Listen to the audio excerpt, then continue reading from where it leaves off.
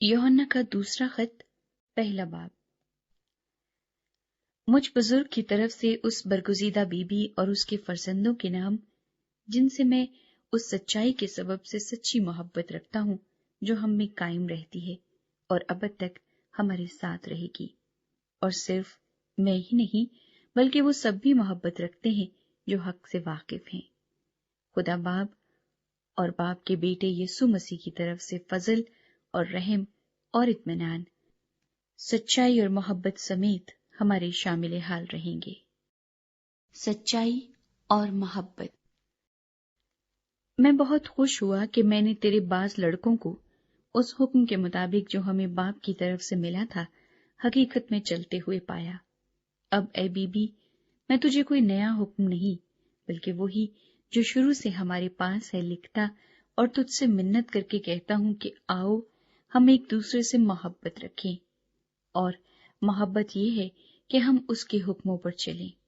یہ وہی حکم ہے جو تم نے شروع سے سنا ہے کہ تمہیں اس پر چلنا چاہیے، کیونکہ بہت سے ایسے گمراہ کرنے والے دنیا میں نکل کھڑے ہوئے ہیں جو یسوع مسیح کے مجسم ہو کر آنے کا اقرار نہیں کرتے۔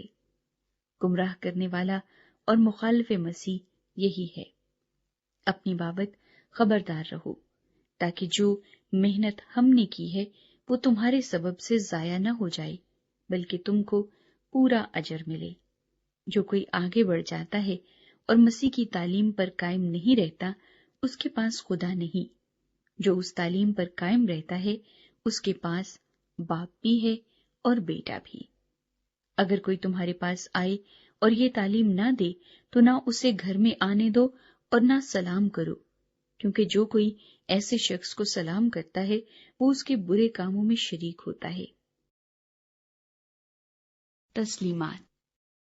مجھے بہت سی باتیں تم کو لکھنا ہے، مگر کاغذ اور سیاہی سے لکھنا نہیں چاہتا، بلکہ تمہارے پاس آنے اور روبرو بات چیت کرنے کی امید رکھتا ہوں تاکہ تمہاری خوشی کامل ہو۔